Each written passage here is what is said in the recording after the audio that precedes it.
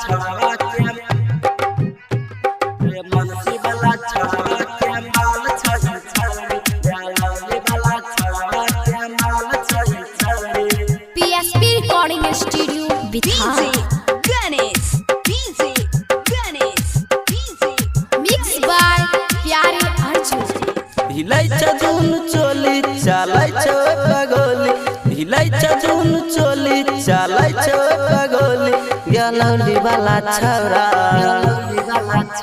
रे खगड़िया वाला छौरावा के माल छही छौरी गलौली वाला छौरावा के माल छही छौरी। हिलाई चजुन चोली चलाई छो पगोली हिलाई चजुन चोली चलाई छो पगोली गलौली वाला छौरा रे मनसी वाला छौरावा के माल छही छौरी रे लौली वाला छौरावा के माल छही छौरी।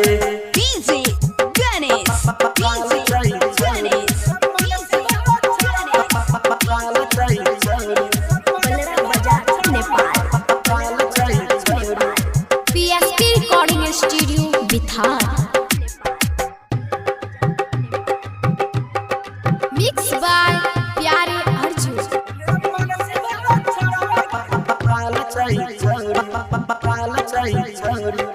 यतरा नहीं छौरी उठावे तू लहंगा खलौली वाला छड़वा जे पड़ जेतो महंगा।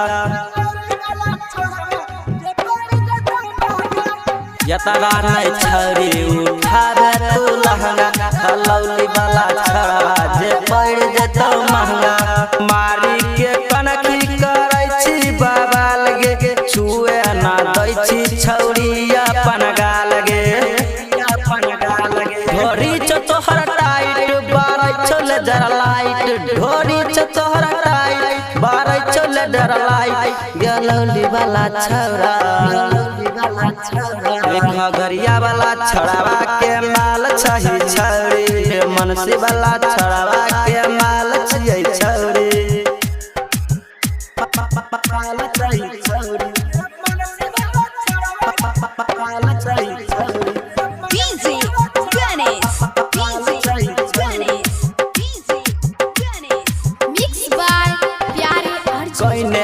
राइटर बादल क्या घायल दिल खुश दीवाना छौरी छौगे जे पागल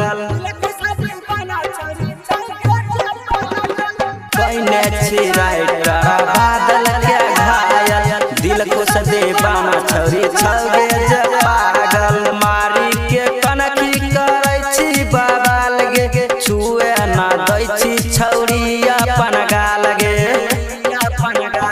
ढोरी छ तोहर टाइट बारै चले जरा लाइट ढोरी छ तोहर टाइट बारै चले जरा लाइट गलौली वाला छौरा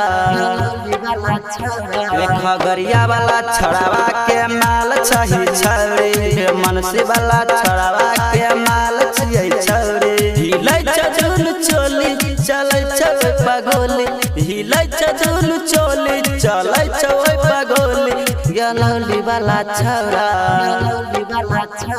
रे मनसी वाला छौरावा के माल छही छौरी रे लौली वाला छौरावा के माल छही छौरी।